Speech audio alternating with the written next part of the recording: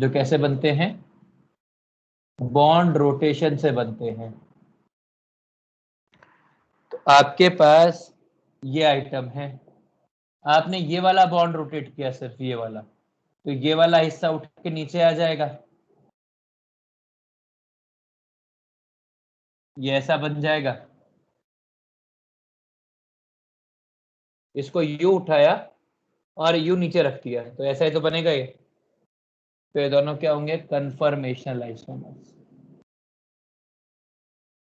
लेकिन नीचे वाला तो जेआई भी नहीं शो करेगा ना, तो क्यों नहीं करेगा भाई? वो डबल बॉन्ड है ना, 2 डबल बॉन्ड है ना। कौन सा तू कह रहा है, डी वाला कह रहा है क्या? फोर्थ वाला कह रहा हूँ मैं। फोर्थ ऑप्शन ना, वो ऑप्टिकल आइसोमर्स होंगे ना।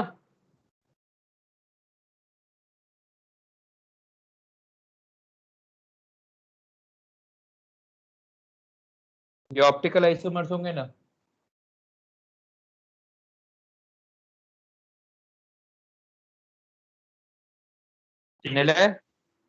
हाँ सर, समझ गया। क्वेश्चन नंबर 5 में क्या डाउट है? सर 5 में तो वो मीजो होगा ना। पागल हो गया क्या? ऑप्टिकल इनएक्टिव है क्योंकि सिमेट्रिकल मॉलिक्यूल है, कायरल सेंटर ही नहीं है। कायरल सेंटर ढूंढ के दिखा ले। ये दोनों ग्रुप सेम है, ये दोनों ग्रुप सेम है। सर तो सर स्टेटमेंट 2 मतलब करेक्ट भी होनी चाहिए। अबे स्टेटमेंट अच्छा 2 नहीं, हाँ मीजो सॉरी, कैसे? कायरल सेंटर ही नहीं है। सर वो सूडो अच्छा, कायरल नहीं हो सकता, मतलब अगर कॉन्फ़िगरेशन चेंज करके हमने अरे RS भाई तेरे दोनों ग्रुप ही सेम है ना, किसकी कॉन्फ़िगरेशन चेंज करेगा इसमें?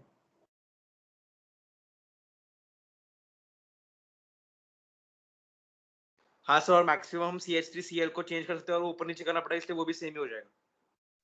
अरे कुछ भी कर ले, तेरे पास एक ग्रुप, एक कार्बन पे 2 ग्रुप सेम है, तो जीआई कैसे ओआई कैसे दिखाएगा भाई? कायरल होना भी तो चाहिए जब चारों ग्रुप अलग अलग हो।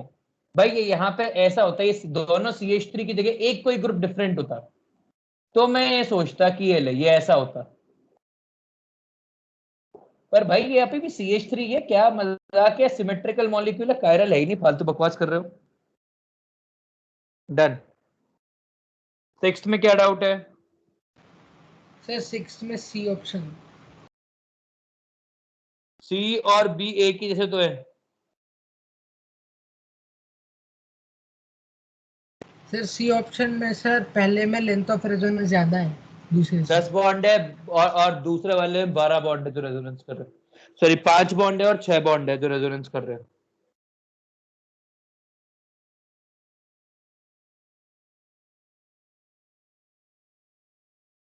ठीक है सर वो आपने एक थ्योरी के में एक एग्जांपल बताया था जिसमें 3-3 के 2 पेयर थे और एक 6 वाला था, तो उसमें बड़ा कौन सा रहता है? 3-3 के 2 पेयर, एक मतलब सेकेंड, जो नहीं नहीं, बेंजीन 3-3 के 2 पेयर और 6, तो 6 बड़ा होगा। ठीक है। और 3-3 के 2 पेयर और 5 में 3-3 के 2 पेयर बड़े होंगे। ठीक है सर वो पिछले वाले में आपने ये ऑप्शन में ब्रेड स्टोर लगाया क्या? Fries rule. हाँ fry rule, sorry fry rule. उसके बाद 7th में क्या डाउट है भाई तेरे को? सर हाँ सर वो 6th में फ्राइज रूल लगाते हुए बस 2 रिंग थे बेंजीन हाँ और सर 2 ही रिंग्स बेंजीन के हो रहे हैं। डबल बॉन्ड प्लेसमेंट बराबर नहीं थी। सर वो स्ट्रक्चर गलत हो गया है। लोग है ना, इमोशनल पॉइंट ऑफ व्यू पे बिल्कुल बिल्कुल कमजोर हो जाते हो।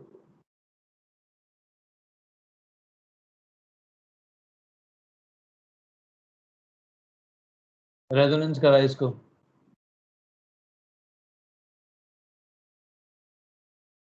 अब तो हो जाएगा फ्राइज रूल। हाँ सर। हाँ सर। भाई पॉइंट हुआ है सर दोनों ऐसे भी लगा कंपाउंड, सकते हैं फ्राई रूल रेजोनेंस करा के। बिल्कुल लगा सकते हो भाई, दोनों कंपाउंड ही अलग अलग है ना। कंपाउंड सेम हो तब एक अलग से, कंपाउंड ही अलग अलग है, क्या टेंशन है। 7th 7th में क्या डाउट है? 7th किसी को डाउट नहीं। 9th में क्या डाउट है? 9th आपको ऐसा दिया है।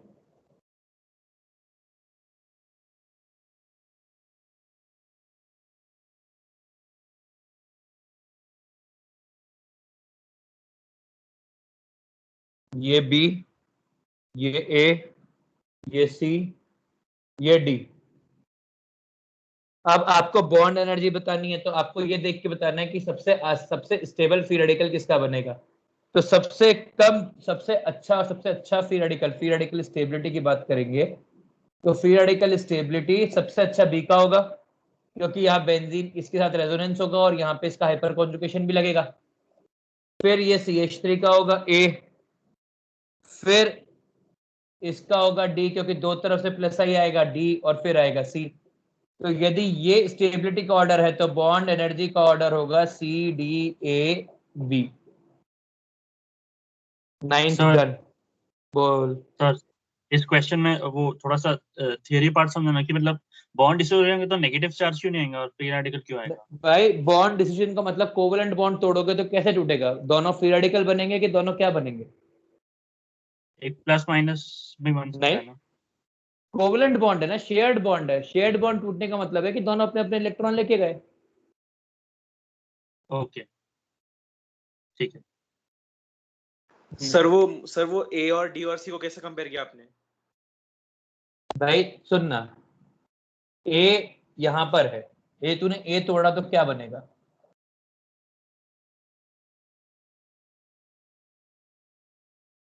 ये ऐसा बनेगा।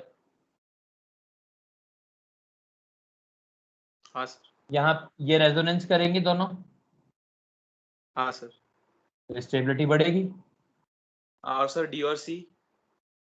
डी में यहाँ पे तोड़ेगा तो यहाँ फ्री रेडिकल बनाएगा, दो तरफ से प्लस आई प्लस एच लगेगा। हाँ सर। और सी? यहाँ पे एक। हाँ सर। 10th में क्या डाउट है?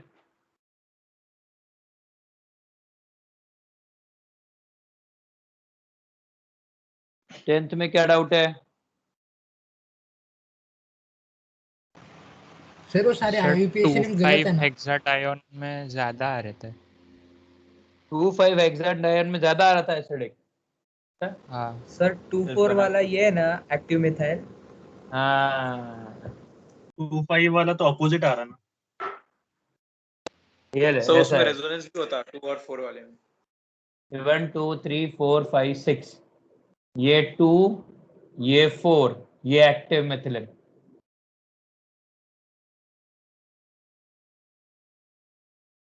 हाँ सर फिर ठीक है। हाँ जी।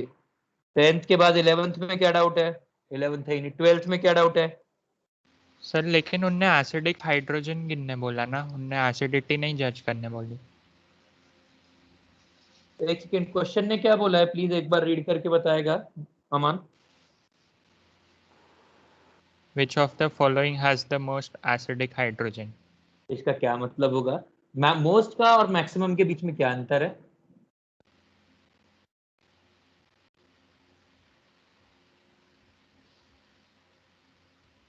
ठीक है सर। अमन, सर आप कौन सा क्वेश्चन बोल रहे हो? 10th पढ़ रहा था अभी मैं। सर ये 10th एसिड के बाद एसिड मतलब एसिड बनाने के बाद उसके कॉन्जुगेट बेस बनाने के बाद वो रेजोनेंस करेगा ना दोनों तरफ, उससे भी बोल सकते क्या? बिल्कुल वही तो रीजन है। 12th का क्या आंसर है? 12th में किसको डाउट है? सर मुझे। सर अबे क्लास नोट्स में 12th। सर पता है सर वो सर, एक्सेप्ट करके कॉन्सेप्चुअल भी डाउट था। क्या? सर कभी भी 3 डबल बॉन्ड का तो ज्यादा ही होगा ना 2 वाले से। हाँ बिल्कुल है, तभी तो यहाँ पे बताया था कि यहाँ पे रेजोनेंस एनर्जी इतनी ज्यादा है कि वो एक HOH से ओवरकम कर जाती है। यही पढ़ाया था रेजोनेंस एनर्जी के अंदर, और तब जब पढ़ाया था जब ऑफलाइन क्लास चल रही थी।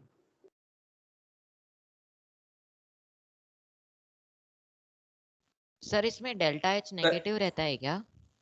हाँ सर तो नेगेटिव रहेगा तो वो एक्स वाई नहीं, जेड भी नेगेटिव। केवल मैग्नीट्यूड काउंट करते हैं, नेगेटिव एंड पॉजिटिव इंप्लाइज कि नेगेटिव का मतलब है कि सिस्टम ने एनर्जी लूज की और पॉजिटिव का मतलब है कि एनर्जी गेन की। और कोई मतलब नहीं है इसका। 13th ठीक है सर। 13th में क्या डाउट है? सर इसमें डांसिंग प्लस नॉर्मल रेजोनेंस है ना? बिल्कुल, डी वाले के अंदर डांसिंग और सादा रेजोनेंस दोनों है। 13th सर में 17th रहने दो, मैं एक और बार ट्राई कर लूंगा। 18th में क्या डाउट है भाई?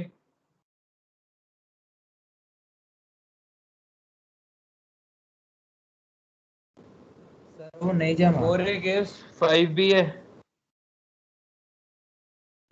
पर वो गिव्स वाली साइन ही नहीं थी, वो मतलब बीच का अबे तो तू भी अक्लमंद है कि for a reaction 4a dash 5b क्या होगा? सर वो डैश नहीं सेमीकोलन था उधर। अबे हाँ कुछ ना। भी लिखा हो, इससे क्या फर्क पड़ता है? मालूम तो तेरे को भी है ना वो क्या होगा। सर मेरे रिएक्शन को लिखा लगा अब ये प्रिंटिंग मिस्टेक है, 4a + 5b अब ज्ञान नहीं पेल। सर वो सिर्फ बताने के लिए, वो सारे रिएक्शंस में साइंस नहीं थे सर। और नहीं, वो मैं जानता हूँ एक्चुअली फॉन्ट रीड नहीं कर रहा है ये हमारा, इसके ऐप ने फॉन्ट रीड नहीं किया है। पहले तो हमको यही नहीं समझा कि तुमको पेपर क्यों नहीं दिख रहा था अभी। सर आप फोटो डाल जाओ सर, फोटो डाला तो फिर फोटो तो दिख जाता है सबको, लेकिन अगर ये डाला टेक्स्ट डाला तो फिर किसी किसी के इसमें नहीं दिखता। नहीं वो बात ठीक है, पर भाई फॉन्ट तो यार अब जो टाइप होगा वो तो टाइप की तरह होगा ना, ऐसा थोड़ा ना कि हर टाइप हर फॉन्ट को हर स्पेशल फॉन्ट को हम लोग चेंज करते फिरेंगे। That is practically sir impossible आप हाथ समटाइम्स। से लिख के फोटो खींच के दे दो ना। तब ये कहाँ से दिमाग का आइडिया लेके आता है ये?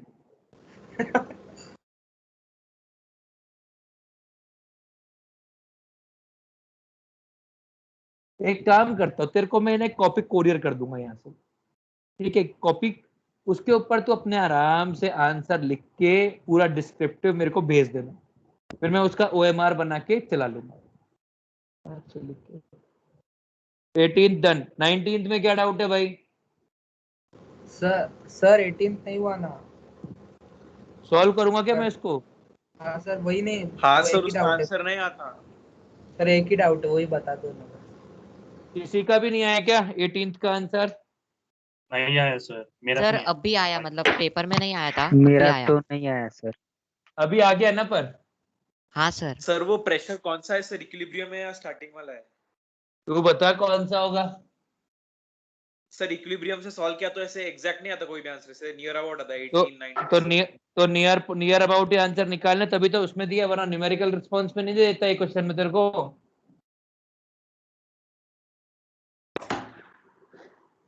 सर उसमें प्रेशर घटेगा तो रिएक्शन वहां पे फॉरवर्ड होगी जहाँ पे मोल्स ज्यादा है, तो एक ही आता है जिसमें कि इक्विलिब्रियम बढ़ रहा है, वो मतलब अल्फा बढ़ रहा है, तो 20% ही आ सकता है आंसर। शानदार, बिल्कुल सही जवाब। यदि वैसे करते तो भी आंसर आता। सही बात है, पर वैसे भी आना चाहिए ना भाई। इनिशियल प्रेशर P0, ये 0, ये P0 minus P0 1 minus alpha, ये 5 P0 अल्फा बाय 4, तो Kp equals to 5 P0 alpha by 4 raise to power 5 divided by P0 1 minus alpha raise to power 4, ये कैंसिल, तो Kp equals to 5 raise to power 4 4 raise to power 4 into alpha raise to power 4 divided by 1 minus alpha raise to power 4 into Pt by 1 plus alpha.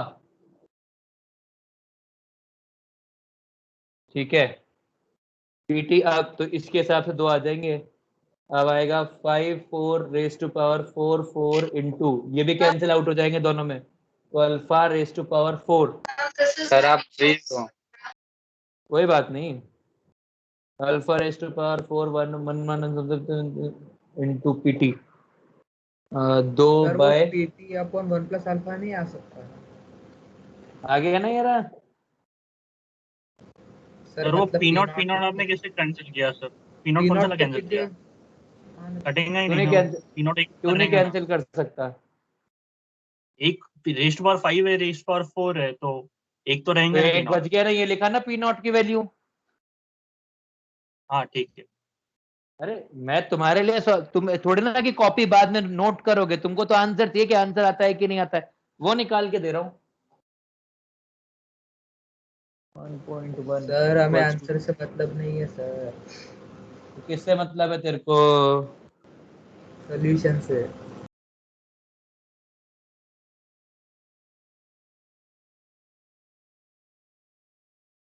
ये ले, ऐसा है, एक step ही तो और बढ़ाना, ये ले इनटू पी नॉट, तो के पी इक्वल्स टू ये सब ये हो जाएगा 5 raise to power 4 4 raise to power 4 into alpha raise to power 5 divide by 1 minus alpha raise to power 4 into 1 plus alpha into P total.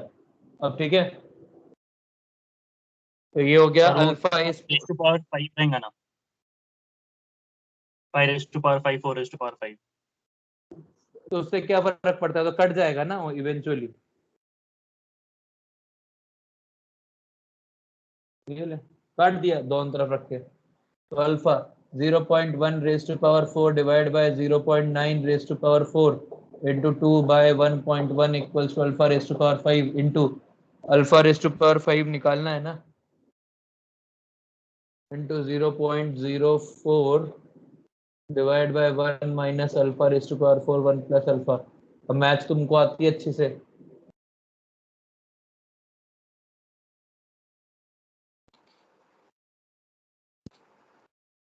Sir calculator से check कर लो क्या सर, मतलब कर ले यार।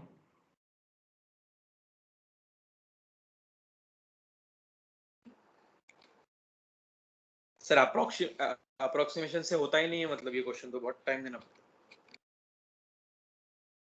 है। हो जाएगा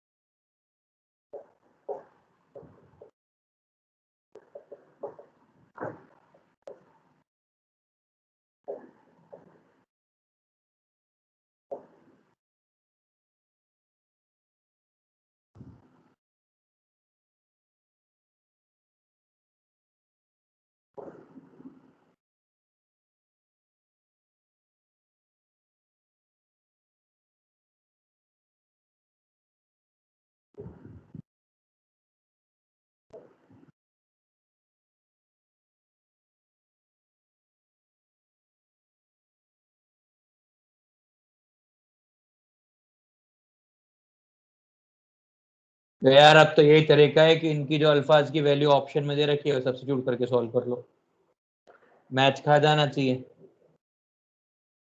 तो जो क्लोजेस्ट होगी वो रख के सॉल्व कर लो, मतलब ठीक है। तुमको यदि इससे आंसर पावर 5 में जा रही तो आई अंडरस्टैंड कैसे सॉल्व होगा, पर ऑप्शन दे रखा है तो 0.2 के लिए सॉल्व करके देख लो इससे मैच खा रहा है कि नहीं खा रहा, और नहीं भी खाएगा तो केवल 0.2 ही क्लोजेस्ट वैल्यू होगी, इसलिए 0.2 आंसर।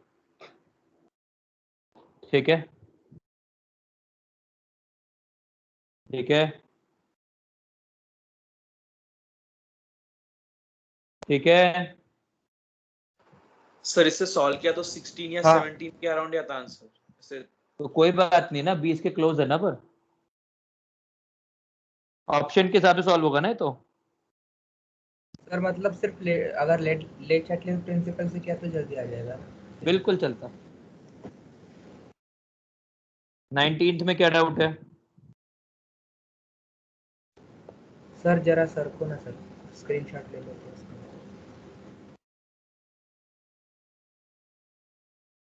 19th में क्या डाउट है?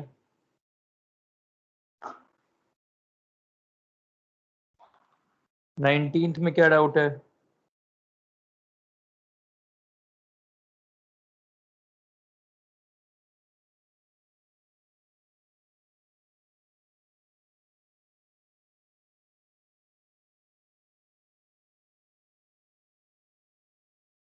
नाइनटीन्थ में क्या डाउट है?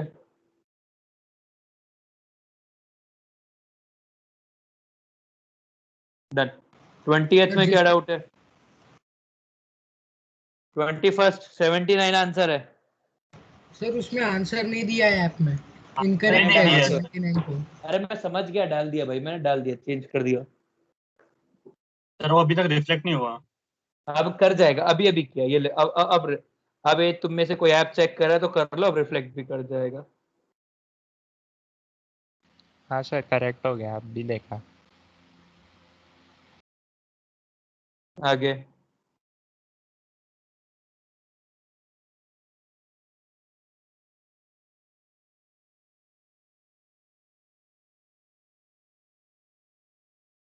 नेक्स्ट।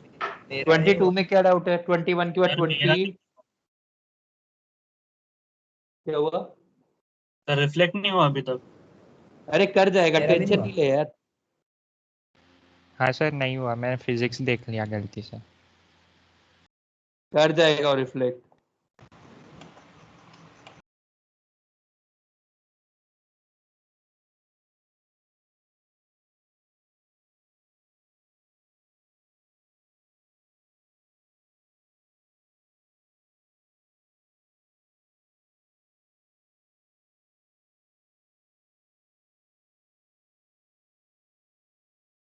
हो जाएगा वो रिफ्लेक्ट, कोई बात नहीं, मैंने मेरे एंड से कर दिया है।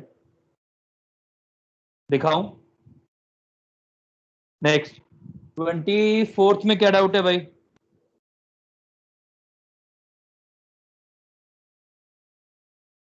24 में क्या डाउट है? सर ये नोट्स का है सर ना? वो हाँ नोट्स का है 24। काउंट करते नहीं आ रहे सर, तो एनालिसिस कैसे बनाए वो।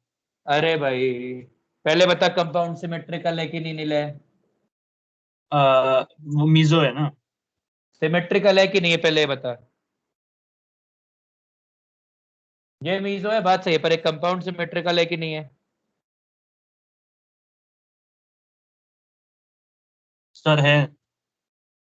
ऑड नंबर ऑफ कार्बन है, कायरल एटम्स है। हाँ 2n-1 टोटल होंगे। हाँ मीजो कितने होंगे? 2n-1/2 मीजो होंगे। हाँ। तो ये कितना हो जाएगा? 2^2, ये हो जाएगा 2^1। तो 2 बच गए जो ऑप्टिकली एक्टिव होंगे। हाँ सर वो बना के नहीं देख सकते कैसे। मैंने बोला बना के देखने के लिए, बना के देख सकता है, मुझे कोई दिक्कत नहीं है, पर इस डिफिकल्ट तो रहेगा ही ना। सर और जो एज इन हम रोटेट करके देखते तो वो तो सेम ही कंपाउंड रहेंगे, तो फिर उसमें सिमेट्री नहीं रहेंगे, ऐसा भी हो सकता है क्या। नहीं नहीं, ऐसा कुछ नहीं हो सकता है, बिना मतलब का रोटेशन नहीं करना है। सीधा सा है, पहले इसके सारे जो भी कायरल सेंटर्स हैं उनको घुमा के देखो, बस बन जाएंगे। ठीक है सर। बस मीजो मीजो सही पकड़ना होता है, बाकी कोई दिक्कत नहीं। 25 में क्या डाउट है भाई?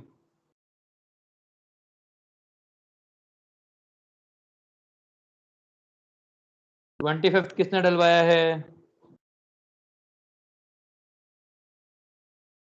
25 में क्या डाउट है? सर नीले नहीं है का था सर, शायद। नहीं है।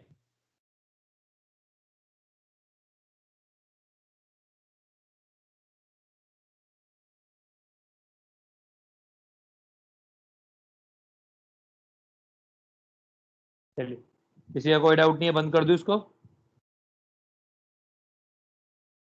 तो एक आंसर में करेक्शन हो, बेसिकली आंसर एडिशन हो, बाकी कोई गलती नहीं है पेपर के अंदर, राइट? नहीं सर। अब मैं जरा इसको इज्जत से चेंज कर देता हूं अभी ही, जिससे कि तुम्हारा रिजल्ट अब की बार मैं टाइम पर दे सकूं।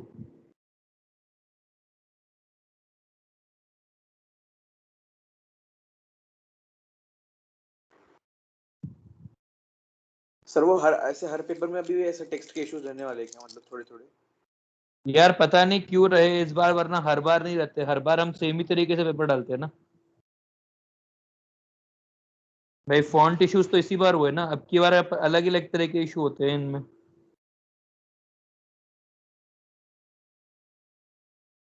सर वो उल्टी जी क्यों आए थे? हैं? सर वो बाकी पेपर्स में मैथ्स में 3 क्वेश्चन को सर ने निकाल ही दिया क्योंकि प्रिंट ही नहीं हुए थे, और फिर फिजिक्स में नहीं, फिजिक्स में तो सब कुछ अच्छा था।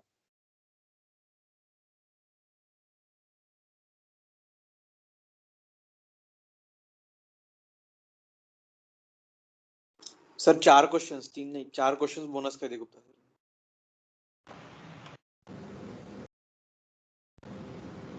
सर केमिस्ट्री में हाईएस्ट कितना है? यार मैंने देखा नहीं, अभी रिजल्ट बनेगा तब देखूंगा।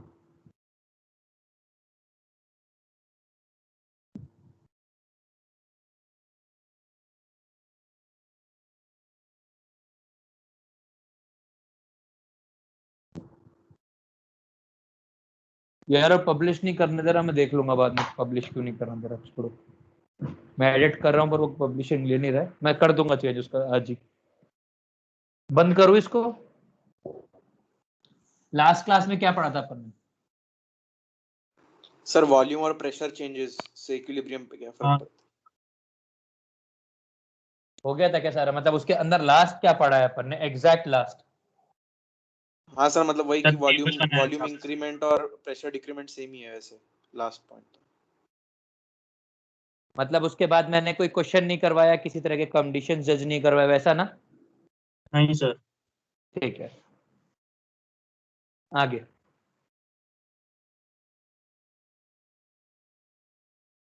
Addition of inert gas to equilibrium mixture. देखिए, अपन जब इनर्ट गैस ऐड करते हैं ना, तो इनर्ट गैस ऐड करने के अपने पास तरीके होते हैं। कैसे तरीके? समझे? पहला, अपन इनर्ट गैस ऐड करते हैं at constant volume.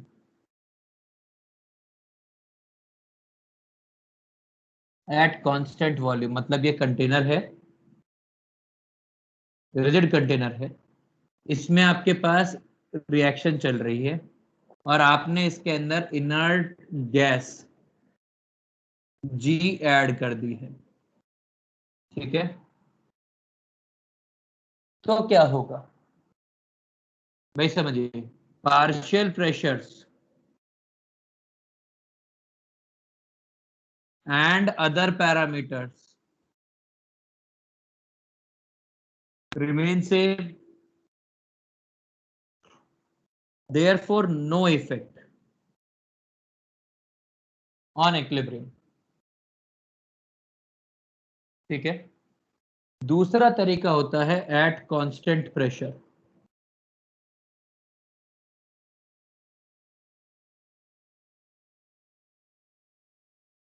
Eight constant pressure कैसा होगा समझिए, ये कंटेनर है, यहाँ पे P एक्सटर्नल कांस्टेंट है, लेट्स से वो P है। पहले यहाँ पे A plus B give C की रिएक्शन चल रही थी। अब आपने क्या किया, कुछ अमाउंट या A गिव्स B रिएक्शन चल रही थी, अब आपने कुछ G ऐड कर दिया और G ऐड करने के बाद भी टोटल प्रेशर कांस्टेंट है। मतलब पहले क्या था, A प्लस बी बराबर प्रेशर था, A प्लस बी बराबर P टोटल था। अभी P टोटल तो कांस्टेंट रखा है, केवल G ऐड कर दिया, तो अब A plus B plus G बराबर P टोटल है। ठीक है, अब इसकी वजह से क्या हुआ, आपके सामने जो पार्शियल प्रेशर्स हैं, partial pressures of A and B sir screen के बाहर जा रहा है। सर स्क्रीन के बाहर जा रहा है। ऊपर की साइड में बाहर, कैसे बाहर जा रहा है? ऊपर ऊपर। क्रॉस में।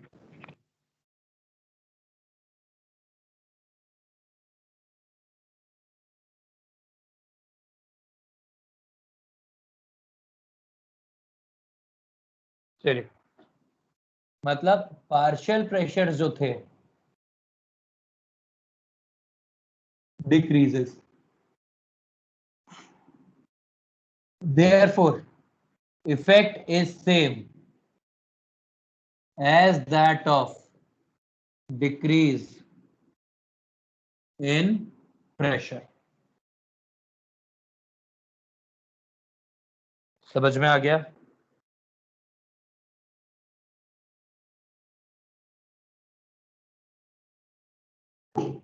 समझ में आ गया? नहीं सर। क्यों, क्या दिक्कत है?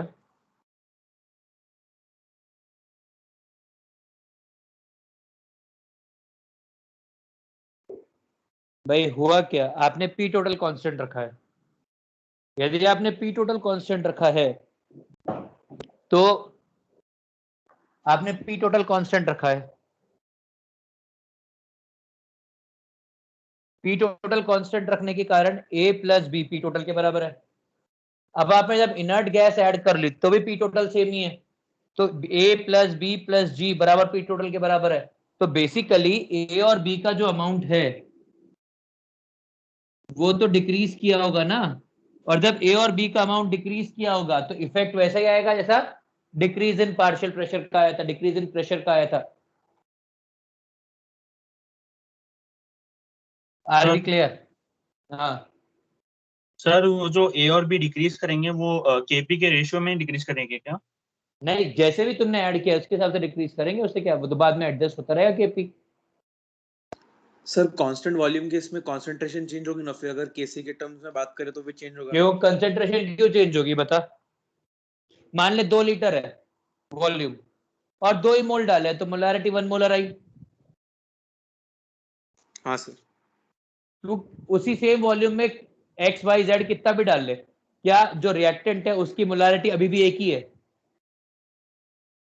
हाँ सर। क्या फर्क पड़ता है? उसके लिए तो बाकी और चीजें एग्जिस्ट ही नहीं करती ना। सर बहुत वीडियो लैग आ रहा है सर। बहुत वीडियो लैग आ रहा है। हाँ सर। नहीं नहीं सर, नहीं आ रहा। नहीं आ रहा सर।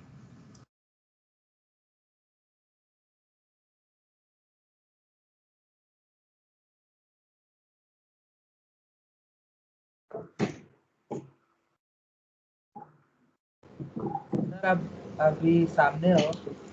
नहीं, सामने नहीं हूं मैं। हाँ गायब हो गया, अचानक गायब हो गया। हाँ मैं गायब ही हूँ।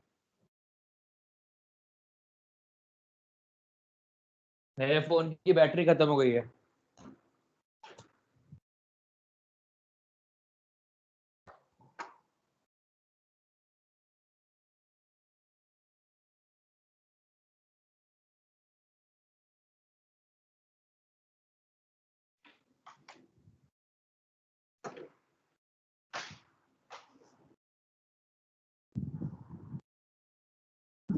अब मैं स्क्रीन के सामने खड़ा हूँ एग्जैक्ट। दिख रहे हो सर आप?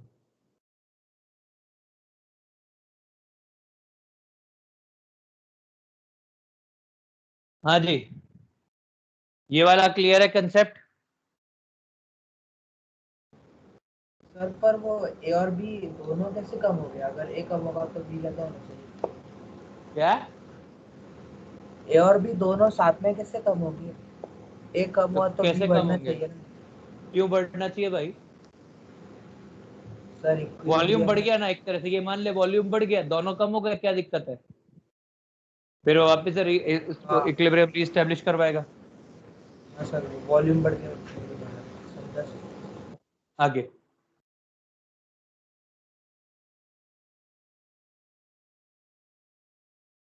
टाइम क्या हुआ यार?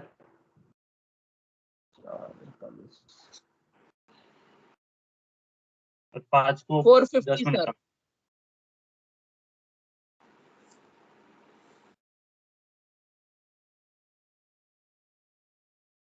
अगला इफेक्ट ऑफ टेम्परेचर। देखो इसको 2 तरीके से पढ़ते हैं। पहला तरीका है कि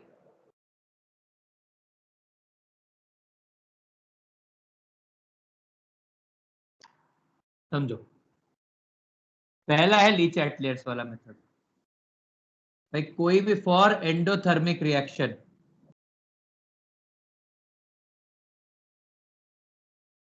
delta H is positive, energy behaves as reactant. Therefore, if temperature is increased,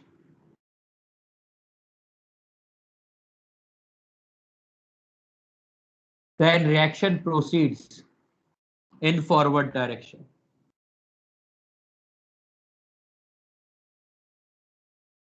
ठीक है? And if temperature decreases, then reaction proceeds in backward direction.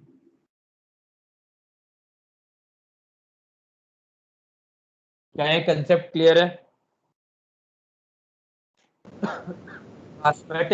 मैं टेम्परेचर में दो चीजें सिखाऊंगा आपको, ठीक है?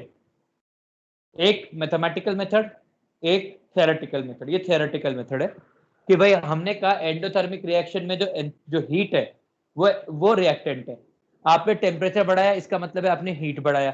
यदि हीट बढ़ाया, रिएक्टेंट बढ़ाया, तो रिएक्शन फॉरवर्ड जाएगी, और आपने टेम्परेचर कम किया, इसका मतलब आपने रिएक्टेंट कम किया, तो रिएक्शन बैकवर्ड आएगी। क्या ये चीज क्लियर है आपको?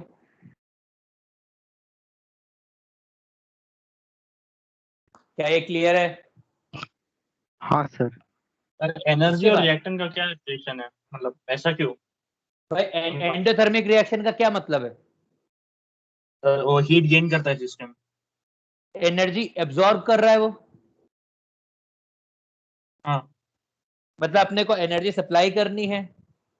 हाँ यदि एनर्जी सप्लाई करनी है, मतलब अपने को रिएक्टेंट की तरह सप्लाई करनी है वो, हाँ तो रिएक्टेंट हुआ ना एक तरह का। ओके। हाँ, और for exothermic reaction,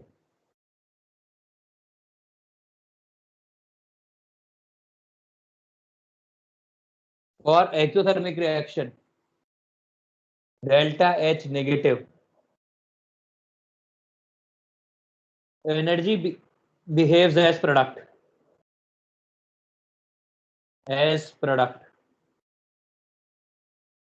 so if temperature increases, reaction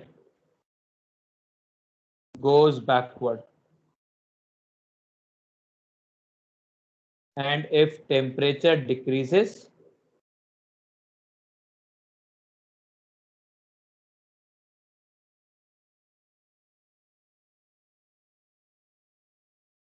समझ में आ गया? अब बोलो। अटक गए हैं वो सर। कहाँ पे अटका हुआ?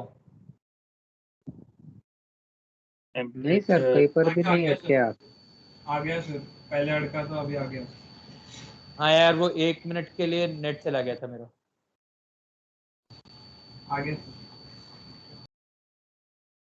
ठीक है, कॉपी करिए। अब इसका मैथमेटिकल मेथड सीखते हैं, और फिर वहां पे फिर 2-4 टॉपिकों पे बात करेंगे, फिर चैप्टर खत्म हो जाएगा।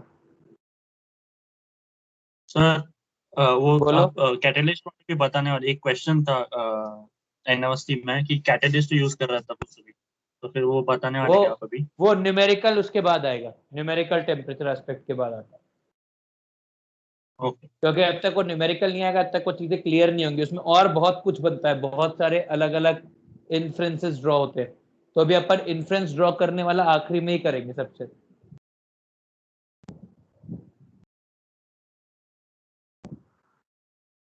कॉपी कर, समझाता हूँ, टेंशन नहीं है।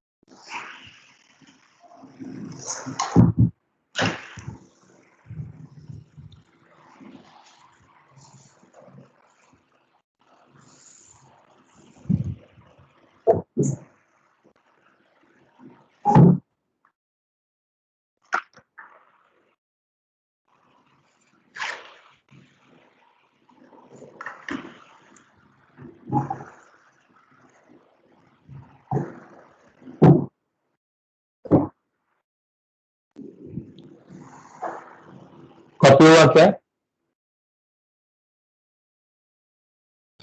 नहीं सर, टाइम है।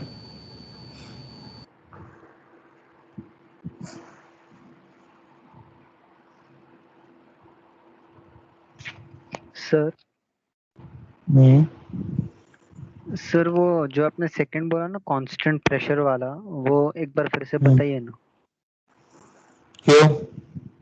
सर मुझे ये नहीं समझ आ रहा कि मतलब अगर हम दो तरफ से एक और गैस अंदर डालेंगे और अगर हमने ऊपर से समझो उसको कांस्टेंट रखा प्रेशर को, तो वो दोनों साथ में कैसे कम होंगे ना सर? क्योंकि अगर एक कम हो रहा है तो रिएक्शन दूसरे को फेवर नहीं करेगी क्या? अबे क्या, एक बात बता, कैसे सवाल पूछ रहा हूँ? पहले 5 और 5 मिलके 10 थे, हाँ सर। अभी तूने 5 कुछ और डाल दिया, हाँ तो ए और बी की मैक्सिमम वैल्यू 5 हो सकती है, हाँ।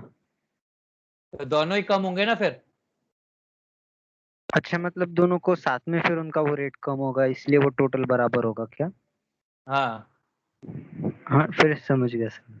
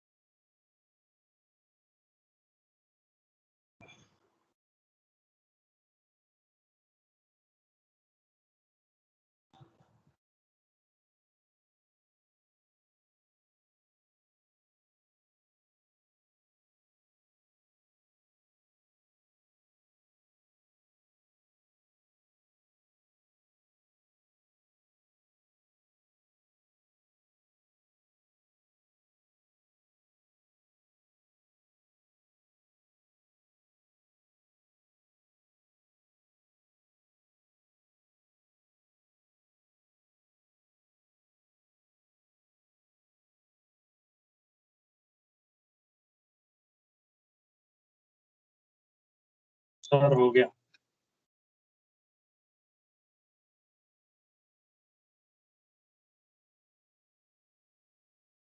ठीक है, बढ़े आगे। सर बस एक मिनट, लास्ट पैराग्राफ।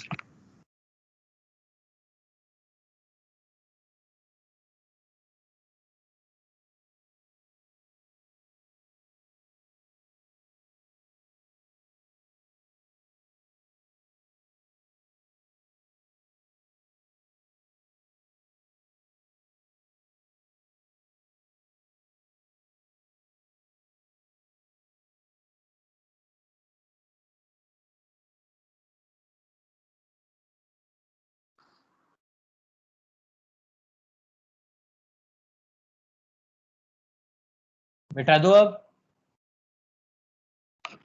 हाँ सर। देखिए अब मैथमेटिकल एस्पेक्ट कैसे निकालते हैं इसका।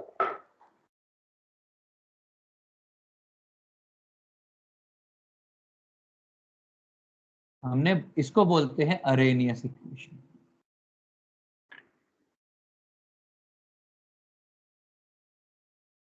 ठीक है, Arrhenius equation.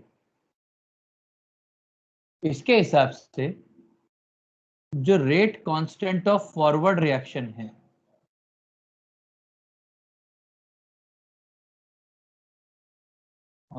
Forward reaction,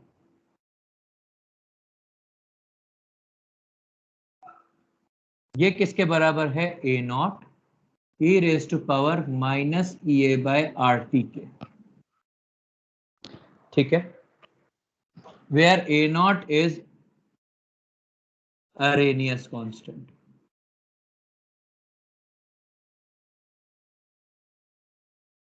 EA is activation energy. T is temperature. ठीक है, और Kf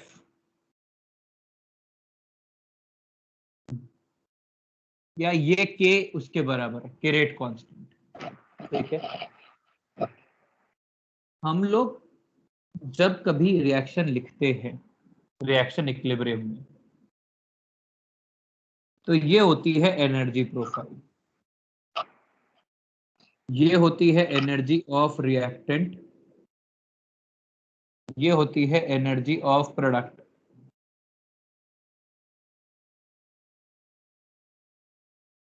ये जो एनर्जी होती है, ये जो एनर्जी ऑफ रिएक्टेंट के ऊपर अपने को एनर्जी देनी पड़ती है, ये होती है एक्टिवेशन एनर्जी फॉरवर्ड डायरेक्शन में। ठीक है, और ये जो एनर्जी अपने को सप्लाई करनी पड़ती है वापस रिवर्स ले जाने के लिए, मतलब इतनी,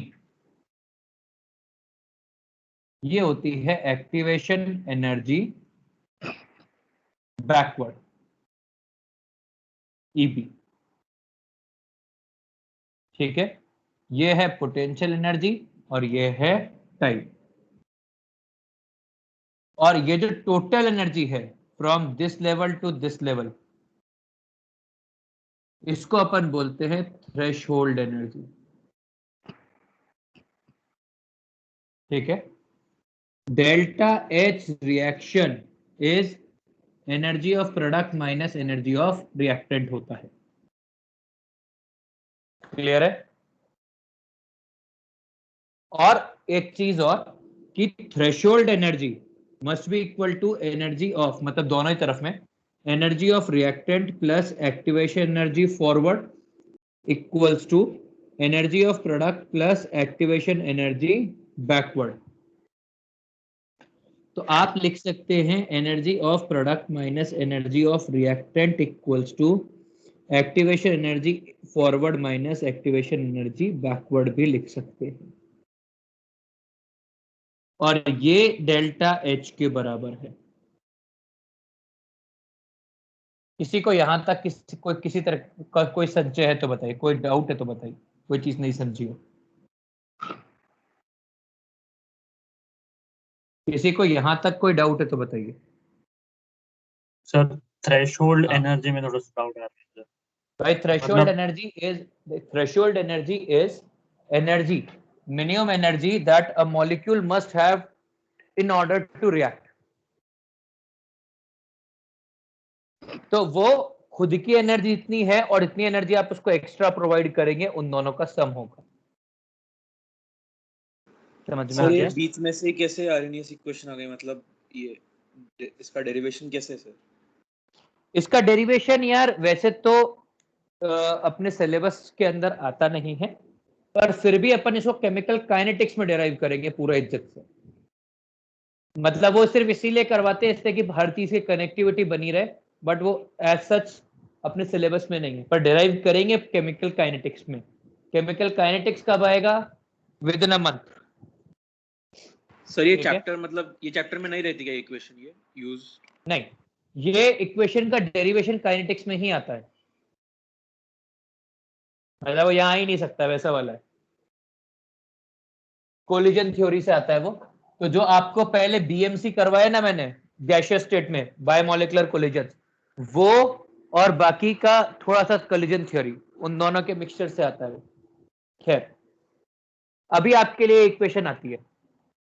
तो जो रेट कांस्टेंट फॉरवर्ड रिएक्शन है, ये है AF e raise to power minus EA by RT और EA forward by RT and KB equals to AB Arrhenius constant backward reaction की e raise to power minus EAB by RT। KF upon KB equals to AF upon AB e raise to power minus EAF minus EAB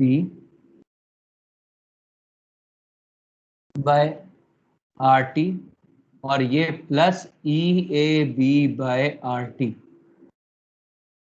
ऐसा लिख सकते हैं। इन दोनों को divide किया तो divide both these, ठीक है। अब ये किसके बराबर आ गया? ये आ गया equilibrium constant, KF upon KB is equilibrium constant equals to A0। ये आ गया एक और नया अरेनियस कांस्टेंट। सर वो अलग अलग कांस्टेंट, बिल्कुल AF अपॉन AB वैसा। पर लेकिन अलग कैसे कांस्टेंट कांस्टेंट ना क्या रिएक्शन के लिए? नहीं, अरे AF अपॉन AB ये एक नया कांस्टेंट बन जाएगा ना। हाँ, तो पहले वाला लाइक इसमें दो अलग के फॉरवर्ड और के बैकवर्ड के दो अलग अलग कैसे AF और AB? हाँ, क्यों नहीं हो सकते हैं? उनके पैरामीटर अलग अलग होंगे दोनों के, उससे आपको क्या लेना देना? वही वो किसके ऊपर डिपेंड करता है, आपको क्या मालूम? वो दो भाई फॉरवर्ड और बैकवर्ड दो अलग अलग रिएक्शन है एक तरह से आप देखो तो उनके पैरामीटर्स भी तो अलग अलग हो सकते हैं, क्या दिक्कत है उसमें? ओके।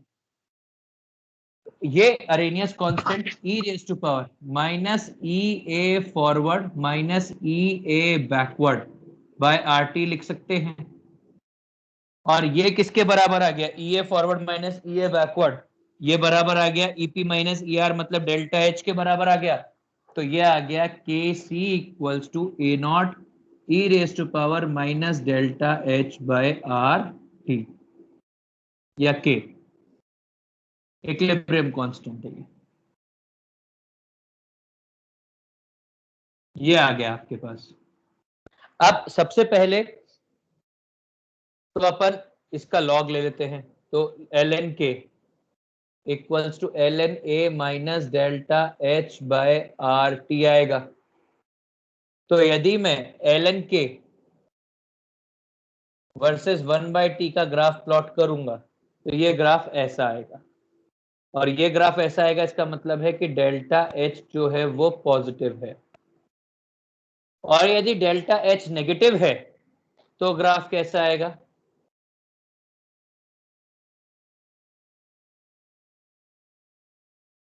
तो ग्राफ ऐसा आएगा, ठीक है।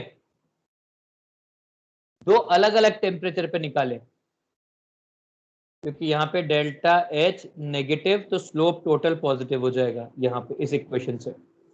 यदि मैं दो अलग अलग टेम्परेचर पे निकालूं तो मेरे पास आ जाएगा ln K2 by K1 equals to minus delta H by R 1/T2 minus 1/T1।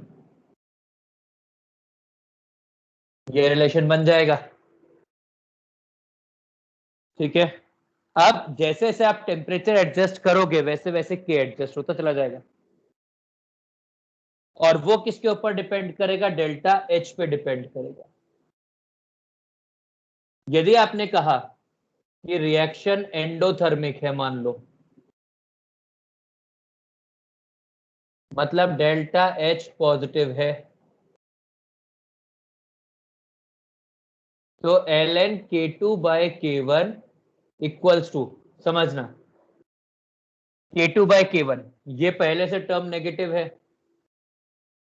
अब 1/T2 माइनस 1/T1 यदि 1/T2 माइनस 1/T1 नेगेटिव है तो K2 बड़ा होगा K1 से, और यदि यही रेशियो पॉजिटिव है तो K1 बड़ा होगा K2 से।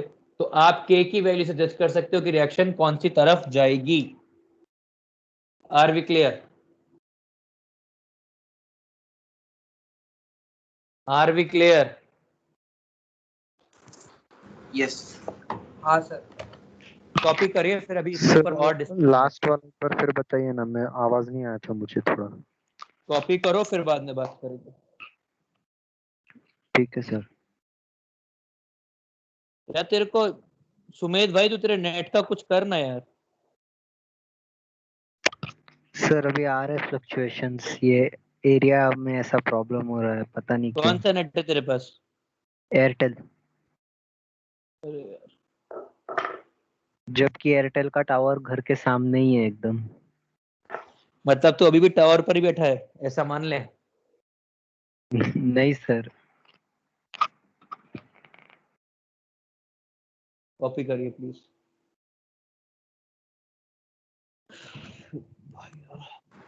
गजब कर दी।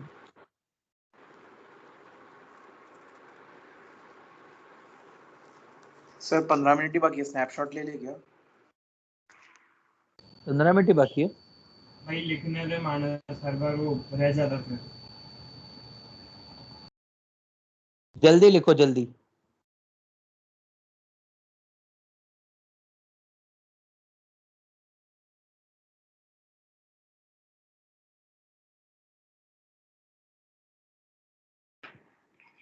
सर ये स्टार्टिंग का ए नॉट और बाद का ए नॉट सेम ही है ना?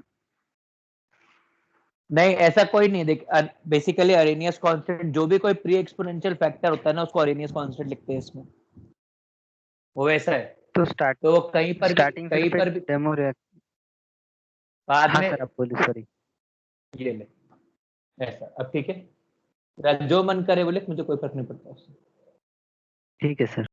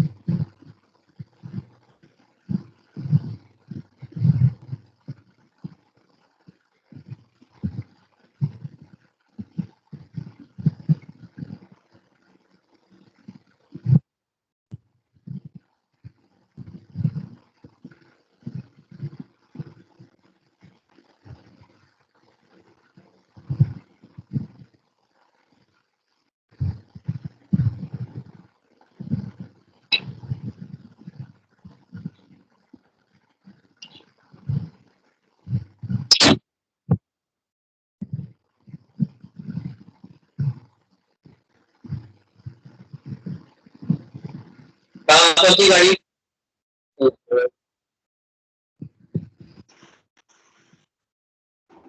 कहाँ पहुंची गाड़ी? Right side. सर प्लीज थोड़ा साइड में होइए ना। अरे यार और कितना साइड में रहूंगा, साइड में तो हूँ मैं।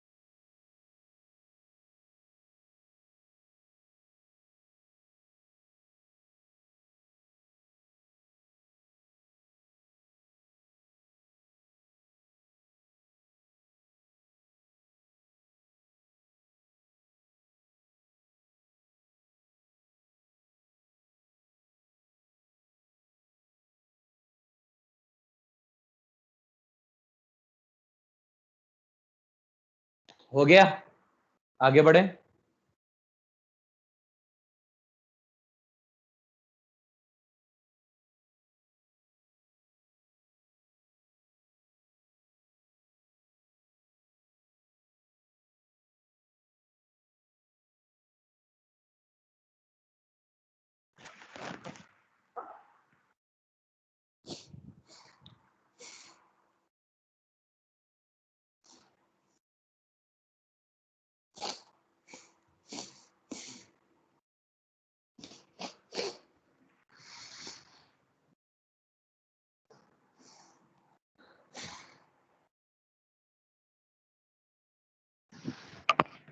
सर वो जो ग्राफ्स का टी है वो टाइम ही है ना?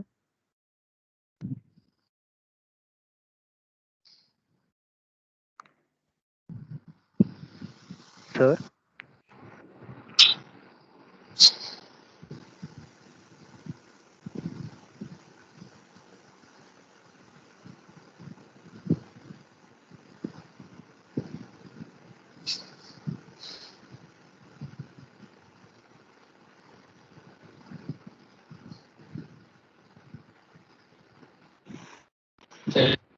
आगे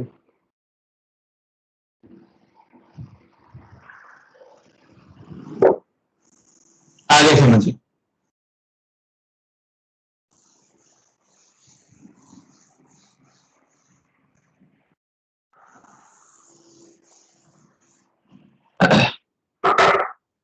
और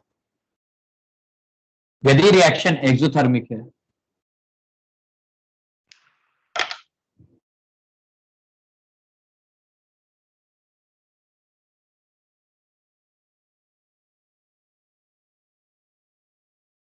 यदि रिएक्शन एक्सोथर्मिक है, इसका मतलब है डेल्टा एच नेगेटिव है, तो ln K2 by K1 equals to minus delta H by R 1/T2 minus 1/T1।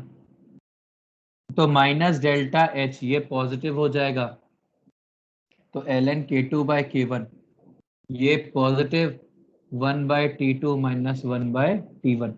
अब यदि 1 by t2 minus 1 by t1 यदि ये पॉजिटिव है तो k2 बाय k1 मतलब k2 बड़ा है k1 से।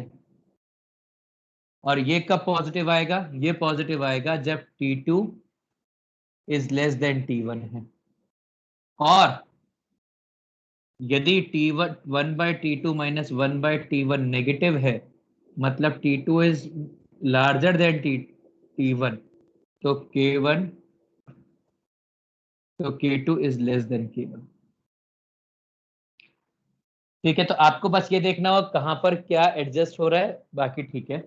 रिलेशंस याद रखने हैं, log k2 by k1 equals to minus delta h by 2.303 r 1 by t1 1 by t2 minus 1 by t1।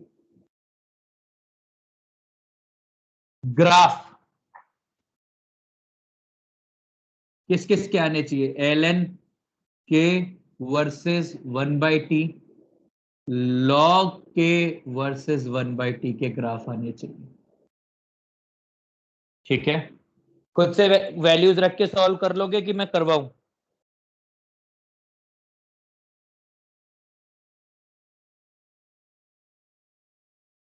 बिल्कुल फॉर्मूला बेस्ड क्वेश्चन आएगा, इसमें कुछ भी और वैसा नहीं आता है। अभी आगे समझिए। सर हाँ बोल भाई। सर K2 और K1 मतलब दो अलग अलग रिएक्शंस में अपन कंपेयर कर रहे हैं क्या? क्वेश्चन A gives B, इसका डेल्टा H है -40 किलो जूल, -40 भी रखते हैं, 4606 कैलोरी। ठीक है, K at 300 Kelvin is 25. Find out K at 600 Kelvin। ठीक है, तो ये क्या होगा? log k2 by k1 equals to, इसको k2 ले लेते हैं, इसको k1 ले लेते हैं, equals to minus delta h 4606, मतलब माइनस माइनस तो ये हो जाएगा माइनस इंटू माइनस 4606 कैलोरीज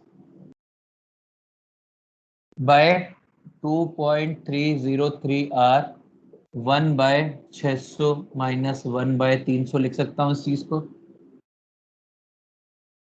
तो ये आ जाएगा log k2 बाय k1, ये कितना हो जाएगा? 1000 1 बाय 600 माइनस 1 बाय 300, तो log 25 log k2 by 25 equals to 1000 by 300, 1 by 2 minus 1 by 1 1, तो log k2 by 250 equals 25 equals to 1000 by 600 10 by 6।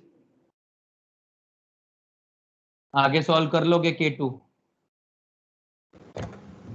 Sir negative आएगा ना? नेगेटिव आ रहा। k2 by 25 equals to sir लेकिन 10 फर्क रेज़ टू, पड़ेगा ना, वो लॉग में फर्क पड़ेगा ना? क्या फर्क पड़ेगा भाई? सर वो अपॉन पे जाएगा ना, एक अपॉन पे जाएगा और एक ऊपर जाएगा अगर माइनस ने लिया तो। ये रहा ना, ले तो लिया माइनस। नहीं, आप बोल रहे कि फर्क नहीं पड़ता इससे। इसने, अरे नहीं नहीं, ये माइनस आया तो माइनस ऊपर डाल दिया ना इसके पावर में। तो k2 equals to 25 10 raise to power minus 10 by 6 answer.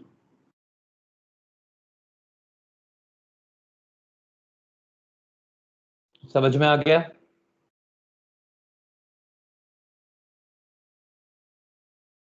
अरे समझा? हाँ sir.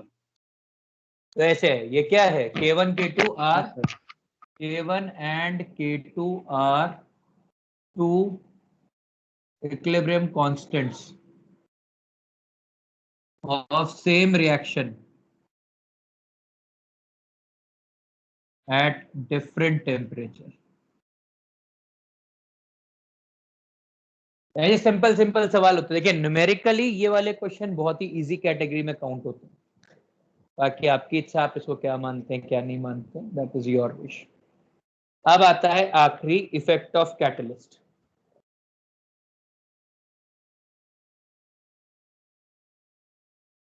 No effect, catalyst does not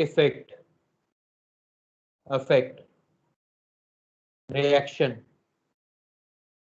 or equilibrium constant.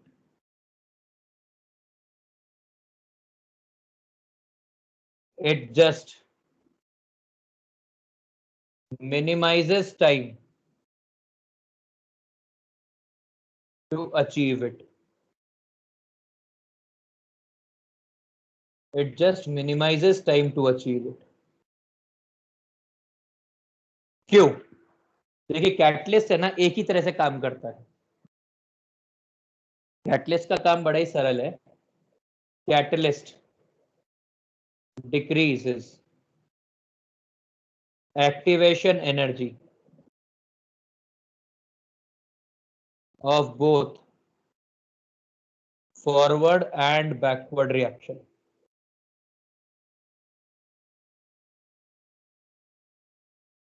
And backward reaction by same amount. तो आपको मालूम है, यदि आपने जो डेल्टा एच पढ़ा है, मान लेते हैं कि आपने जो एक्टिवेशन एनर्जी कम की वो x से कम की, तो जो नया कैटलाइज आएगा, मतलब एक्टिवेशन एनर्जी कैटलाइज्ड, ये होगी activation energy forward minus x, और एक्टिवेशन एनर्जी बैकवर्ड कैटलाइज्ड ये भी आएगा activation energy backward minus x। तो डेल्टा एच तो सेम ही आएगा उसके अंदर, तो इसीलिए k में कोई चेंज नहीं आता। Are we clear? सर ये ऐसा प्रॉपर्टी ऐसे क्यों होता है सर कैटलिस्ट की वजह से ऐसे डिक्रीज? और मतलब सर वो रिएक्शन एनर्जी क्यों डिक्रीज होती है कैटलिस्ट की वजह से?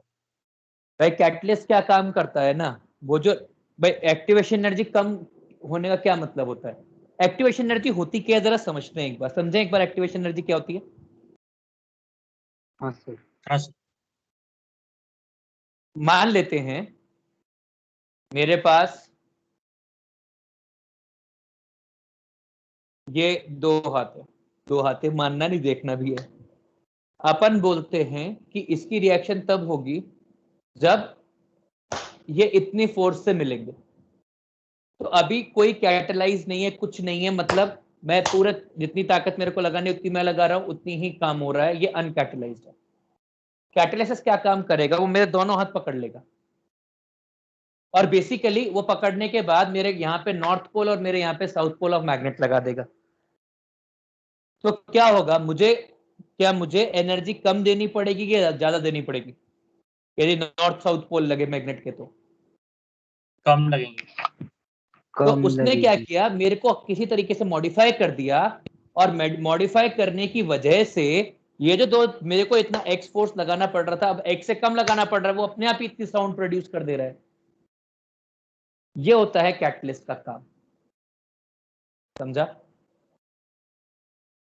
तो कैटलिस्ट सिर्फ एक ऑल्टरनेट पाथवे देता है, कोई मॉडिफिकेशन कर देगा कि आप मॉडिफाई करने के बाद आप काम करवा पा रहे हो, वैसा। एग्जाम्पल दूं एक और? हाँ सर।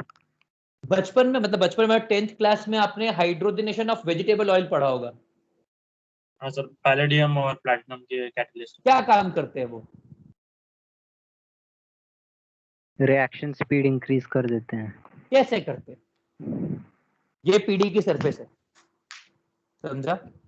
इस सरफेस के ऊपर H और H ऐसे बाइंड करता है, ठीक है। अभी जो मेरे 2 फिंगर्स है ना, ऐसे बाइंड करके रखा हुआ है, ये इस सरफेस के ऊपर होल्ड करके रखा हुआ है। तो वरना क्या होता भाई, गैसेस है जैसे कोलाइड करेंगे, अभी डायरेक्शनल कोलिजन थोड़ी ना होता है, पर जैसे आपने पीडी या एनआई या पीटी डाल दिया, उसके बाद ये दोनों हाइड्रोजन ऐसे पकड़ के बैठे, आओ कोई आओ रिएक्शन करवाओ, कोई आओ रिएक्शन करवाओ।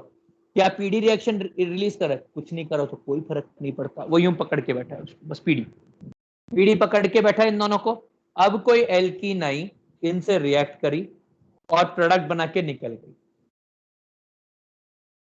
ठीक है। कोई ऑयल आया, वो इन दोनों से रिएक्ट किया और निकल गया। तो क्या कैटलिस्ट ने, जो पीडीपीटी है, वो खुद रिएक्शन में पार्टिसिपेट कर रहे हैं क्या? नहीं सर। वो तो केवल पकड़ के बैठे हैं, वो होता है कैटलिस्ट। सर तो मतलब वो रिएक्शन होने के लिए जगह देता है सर। हाँ, मतलब वो कोई भी ऐसा एनवायरनमेंट, ऐसी चीज चेंज करेंगे जो चेंज करने से एफिशिएंसी बढ़ जाएगी। जैसे अभी हमारे लर्निंग प्रोसेस के अंदर कैटलिस्ट कौन है? मैं पढ़ा रहा हूं, जितनी मेहनत मुझको करनी है मैं कर रहा हूं, जितना पेन आप ले रहे हैं उतने ही पेन आप भी ले रहे हैं, क्लास में भी इतना ही क्लास में सर, भी क्या टीम्स कैटलिस्ट है ना, टीम्स कैटलिस्ट है।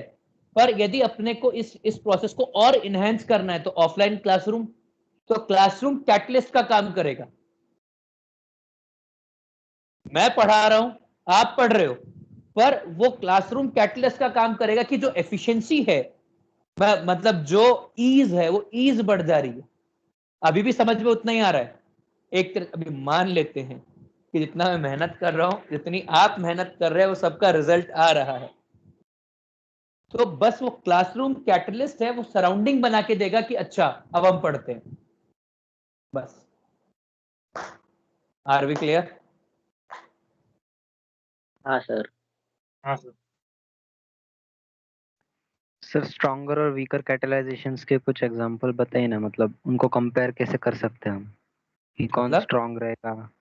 मतलब मान लेते हैं ना कि कोई कैटलिस्ट ऐसा मॉडिफिकेशन तो कर रहा है पर उतनी एफिशिएंटली नहीं कर रहा, पर उसके ई प्लेस पे कोई दूसरा कैटलिस्ट ज्यादा अच्छे से कर पा रहा है। हाँ, चाहे तेरे केस के अंदर एयरटेल का नेट है, नहीं वो सर, कम है। केमिकल रिएक्शंस में। केमिकल रिएक्शंस में मतलब? केमिकल रिएक्शन में तेरे को स्पेसिफिक एग्जांपल चाहिए? हाँ मैं सर। तेरे को कल एक बुक भेज दूंगा, कैटालिसिस करके एक बुक है मेरे पास, वो बुक पूरी पढ़ लेना। उसमें कोई 6,500-7,000 एग्जाम्पल होंगे, सब याद करके आना, परसों तक चलेगा? ठीक है सर। यार ऐसे सवाल कैसे पूछ सकता है तू यार, मतलब थोड़ा तो सोचा कर मेरे को। एग्जाम्पल्स उतने ही काम के होते हैं, एनसीईआरटी में दे रखे होते हैं, सिर्फ अच्छे वाले काम के होते हैं, कचरा क्यों याद करने का है। हाँ जी साहब, इतना नोट डाउन करिए। 10-15 मिनट का मेरे को डिस्कशन और करना है, अलग अलग एस्पेक्ट्स लेके, वो कर लूंगा नेक्स्ट क्लास में। फिर आयनिक चालू करेंगे और मतलब कोशिश करेंगे कि कल वेडनेसडे है, एडवांस का पेपर कब है आपका? 2 संडे बाद है ना, मतलब अगले संडे होगा ना? 19 को है सर, 19 April. Next to next sir 19 April को है। सर तब तक आयनिक खत्म हो जाएगा क्या? Mostly yes. जो अगला एडवांस का पेपर होगा, उस पेपर में अरे नहीं यार, मैं भेजता हूँ, मेरे पास है, अभी भेज दूंगा थोड़ी देर में, मेरे पास है उसका पीडीएफ अभी।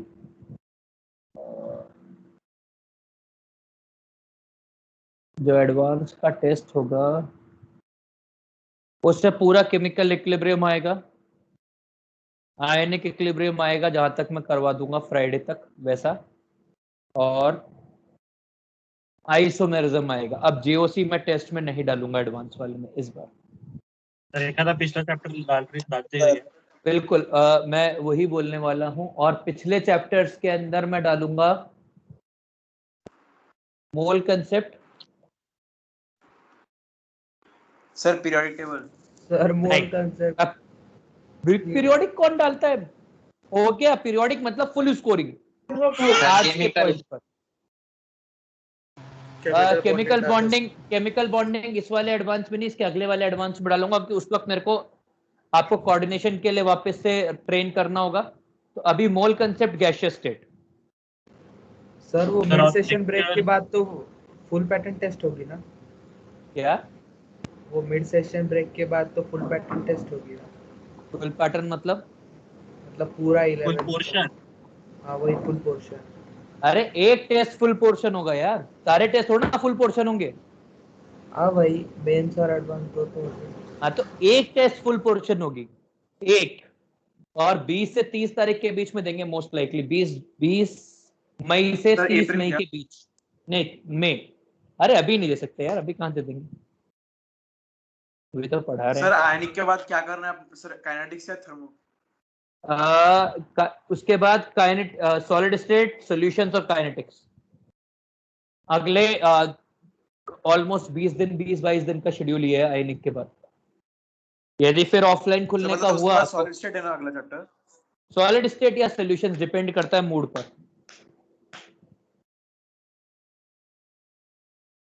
अगले टेस्ट के अंदर ये सब आएगा। Tata bye bye, see you later. मेरी क्लास है, मैं आपको फोटो